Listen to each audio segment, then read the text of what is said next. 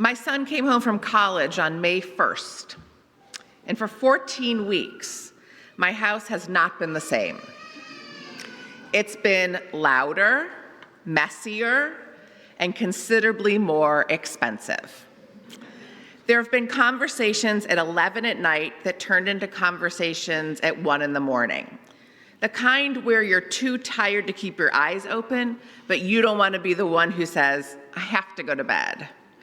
There have been more YouTube videos and Instagram reels played out loud without headphones than I ever thought I'd voluntarily sit through.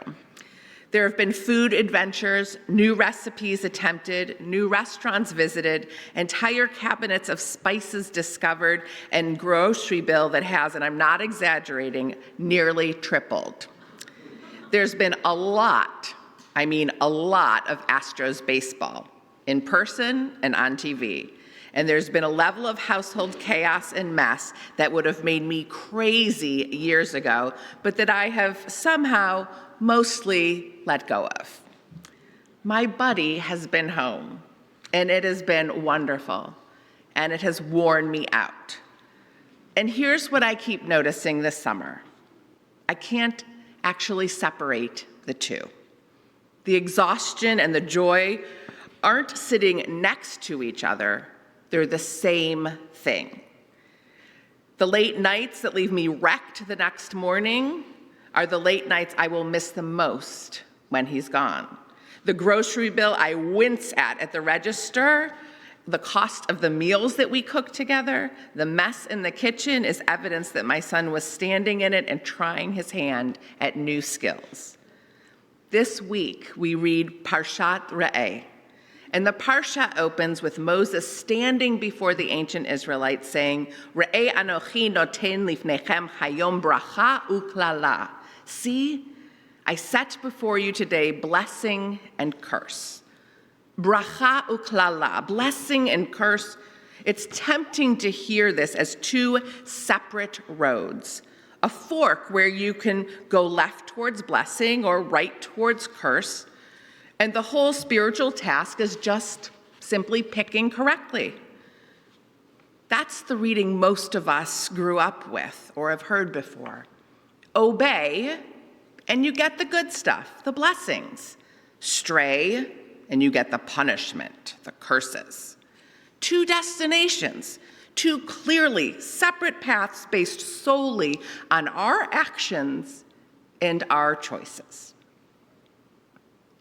I don't think that's actually what this verse is asking of us. And I don't think it's what my summer has been teaching me. Blessing and curse aren't always two roads. Sometimes they're the same road. Sometimes they're the same moment. And the real spiritual task Moses is describing isn't choosing between them. It's learning to see both at once and choosing which one you let define the moment. That's the word Moses uses to open the whole parsha, re'eh, see. Not hear, which is the verb we so often get from Moses elsewhere. See, because this isn't information that Moses is delivering. It's a way of looking, of seeing that he's trying to teach. And this is where I think the parsha stops being about my kids' summer at home and starts being about all of us. Because none of us gets to opt out of hardship. That's not pessimism, that's just life. Every person sitting in this room tonight is carrying something. Some are grieving a person you loved and would give anything to have them back. Some are worried about a diagnosis, your own or someone else's. Some are lonelier than you let on.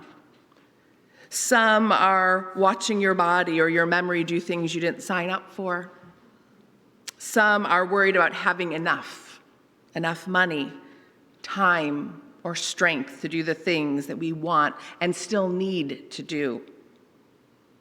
None of us is immune. Adversity is not a possibility that we should brace for. It is a given that we are already living inside. And yet, and this is the part I want us to sit with tonight, Blessing does not wait for hardship to end before it shows up. It's already here. It's running alongside everything hard, the way my exhaustion and my joy have been running alongside each other all summer long. It's the way the kitchen's mess and my sheer delight that my kid is making us dinner goes hand in hand. Blessings show up in the people who call us just to check in, who show up with a casserole or a text message at exactly the right moment, who sit with us in a hospital waiting room and don't try to fix anything, just stay. Blessing shows up in the colleagues who make our work lighter and our days more meaningful, who remind us why the work matters in the first place. Blessing shows up in whatever it is we know how to make or do or build, the skills, the talents that are ours alone, unique to us, that let us create something or fix something or bring beauty into a room that didn't have it before. And blessing shows up plainly in the natural world. The sky doing something spectacular at 7 p.m, a plant that came back from the frozen tundra of the February freeze and decided to bloom again in July, and a bird that landed somewhere very near that you happened to see right when you were watching.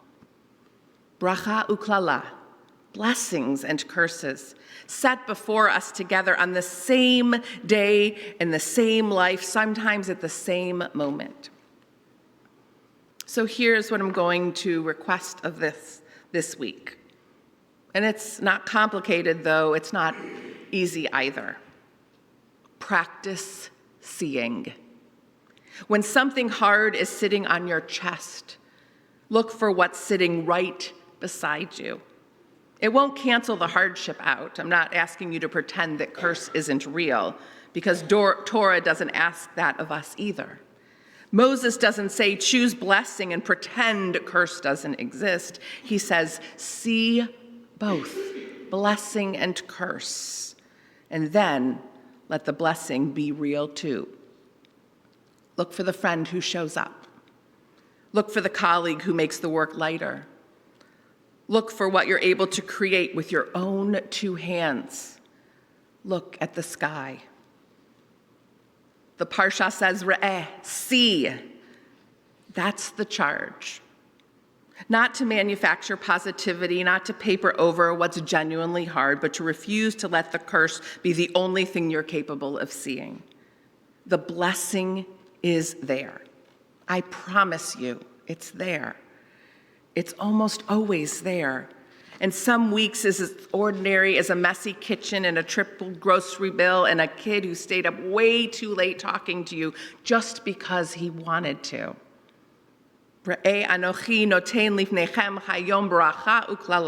See, I stand before you this day, blessing and curse. May we have the courage to see both. And may we choose again and again and again to let the blessing be what we carry home with us. Shabbat Shalom.